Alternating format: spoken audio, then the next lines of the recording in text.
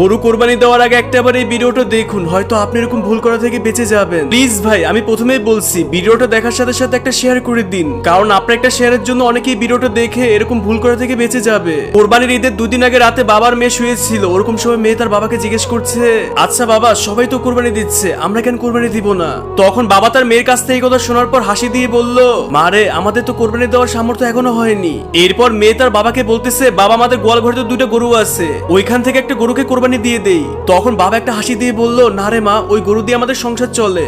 এরপর মেয়ে তার বাবাকে বলতেছে, আচ্ছা বাবা, ঠিক আছে, তাহলে আমরা ছাগল কোরবানি দেই। মেয়ের কাছ থেকে তখন বাবা এই কথা শোনার পর দীর্ঘ নিঃশ্বাস ছেড়ে বলল, মা রে, একটা ছাগলের তো অনেক দাম, এত টাকা কোথায় পাবো? তোকে তো বললামই আমাদের সামর্থ্য নেই। আর তখন বাবার আদর মেয়ে মন খারাপ করে বলল, আচ্ছা ঠিক আছে বাবা, তুমি তো মাসখানেক আগে খাওয়ার জন্য বাসে একটা মুরগি নিয়ে আসছিলা, চলো তাহলে আমরা মুরগি কোরবানি দেই। মেয়ের কাছ থেকে যখনই বাবা এই কথা শুনলো, তখন বাবা একটা জোরে হাসি দিয়ে বলল, আমার মেয়েটা পুরোই পাগল হয়ে গেছে। না রে মা, মুরগি তো কোরবানি দেওয়া যায় না, দুই পাওয়ালা কোনো হালাল প্রাণীকে কোরবানি দেওয়া যায় না মা। আর তখন মেয়ে বাবাকে মন খারাপ করে বলতেছে, আচ্ছা ঠিক আছে বাবা, কিন্তু ঈদের দিন সকালে গরু গোশ ছাড়া কিন্তু আমি ভাত খাবো না। এরপর বাবা বলল, আচ্ছা ঠিক আছে, তুমি ঈদের দিন সকালবেলা গরু গোশ দিয়ে ভাত খেও মা, এখন অনেক রাত হয়ে গেছে, তুমি ঘুমিয়ে পড়ো। তখন মেয়েও ঘুমিয়ে পড়লো। এরপর বাবা চিন্তা করতেছে, আমার ছোট মেয়েটা ঈদের দিন সকালবেলা গরু গোশ খেতে চেয়েছে, আমি গরু গোশ কোথায় পাবো যদি মানুষ আমাদেরকে না দেয়?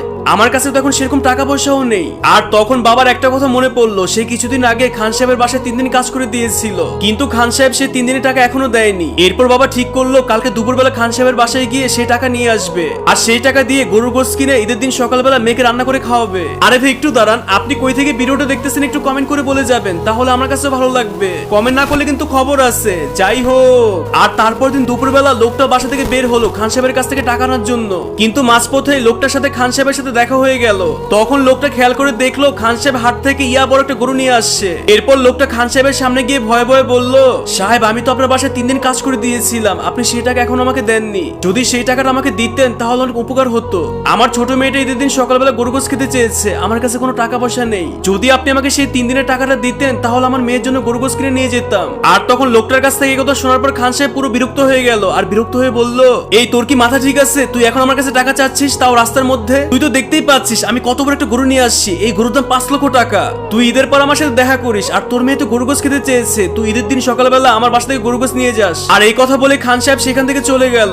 আর তখন লোকটা মন খারাপ করে আকাশের দিকে চেয়ে আল্লাহর কাছে বলতেছে, হে আল্লাহ, এই দুনিয়া থেকে গরিব মানুষের কোনো দাম নেই, আর সে আমার টাকা না দিয়ে হাট থেকে 5 লক্ষ টাকা দিয়ে গরু নিয়ে আসছে।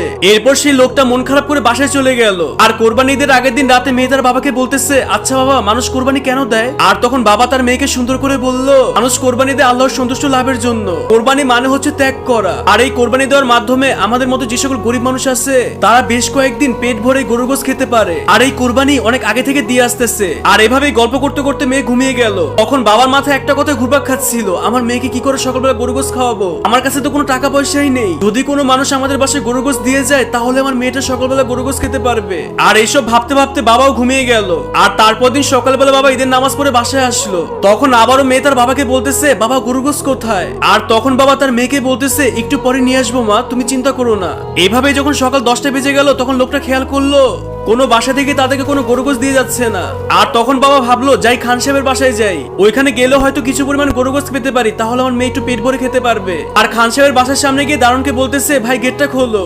তখন দারোয়ান সেই লোককে বললো, গোশত দেওয়া তো শেষ হয়ে গেছে, এখন আর কোনো গোশত নেই। দারোয়ানের সাথে সেই লোকটার সাথে ভালো একটা সম্পর্ক ছিল। এরপর দারোয়ান সেই লোকটাকে বললো, ভাই, আমাদের খান সাহেব অনেক খারাপ, সেই গরুর গোশতের 2 ভাগ সে তার ফ্রিজে রেখে দিয়েছে, আর বাকি 1 ভাগ সে তার আত্মীয় স্বজনের পাশাপাশি কিছু গরিব মানুষকে দিয়েছে। আর যে 2 ভাগ গরুর গোশত সে ফ্রিজে রেখেছে সেটা পুরো বছর তারা বসে বসে খাবে। আর এই কথা শোনার পর সেই লোকটা মন খারাপ করে সেখান থেকে চলে গেল। এরপর সেই লোকটা বাসায় গিয়ে দেখলো তাদের বাসায় গরু গোশত রান্না করা হচ্ছে। এরপর সে তার স্ত্রীকে জিজ্ঞেস করলো, কি ব্যাপার, তুমি গরু গোশত কোথায় পেলে? তখন স্ত্রী সেই লোকটাকে বললো, পাশের বাসা থেকে দিয়ে গেছে। আর তখন বাবা তো অনেক খুশি, যাক এবার আমার মেয়েটা গরু গোশত খেতে পারবে, আল্লাহ তোমার কাছে লাখো শুকরিয়া। আর তখন গরু গোশত রান্না হওয়ার পর মেয়েটা মন ভরে গরু গোশত খেলো। আর তখনই কানে শব্দ আসলো, মসজিদ থেকে অ্যানাউন্সমেন্ট করা হচ্ছে খান সাহেব নাকি মারা গেছে, কিছুক্ষণ পরে তার জানাজার নামাজ পড়ানো হবে। এরপর সেই লোকটা খান সাহেবের জানাজার নামাজের জন্য চলে গেল। তখন খান সাহেবের পরিবার থেকে বলা হচ্ছে, যদি আমার বাবার কাছে কেউ কিছু পেয়ে থাকেন তাহলে আমাদের সাথে যোগাযোগ করবেন। তখন সেই অসহায় লোকটা সবার সামনে বলল, আমি আপনার বাবার কাছে 2100 টাকা পাবো, আমি 3 দিন আপনাদের বাসায় কাজ করেছিলাম, গত 2 দিন আগে আমি আপনার বাবার কাছে সেই 3 দিনের টাকা চেয়েছিলাম, কিন্তু তখনও সে আমাকে দেয়নি। এই টাকার প্রতি আমার বিন্দুমাত্র আফসোস নেই, কিন্তু সে আমাকে বলেছিল ঈদের দিন সকালবেলা যেন আমি তার বাসা থেকে গরু গোশত নিয়ে আসি। আর আমি আজকে সকালবেলা আপনাদের বাসায় গিয়েছিলাম, আর গিয়ে শুনি সব গোশত শেষ হয়ে গিয়েছে। খান সাহেব কোরবানির 2 ভাগের গোশত রেখে দিয়েছিল ফ্রিজে সারা জীবন খাওয়ার জন্য, আর সেই গোস্ত আল্লাহ তাআলা তার রিজিকে রাখেনি, তবে তার প্রতি আমার কোনো দাবি নেই, আল্লাহ তাআলা তাকে জান্নাতবাসী করুক। যাই হোক, আমি জানি না শেষ অবধি কে কে ভিডিওটা দেখছেন। যদি শেষ অবধি ভিডিওটা দেখে থাকেন তাহলে অবশ্যই একটা কমেন্ট করে বলে যাবেন আপনি শেষ অবধি ভিডিওটা দেখছেন কি না, তাহলে আমার কাছেও ভালো লাগবে।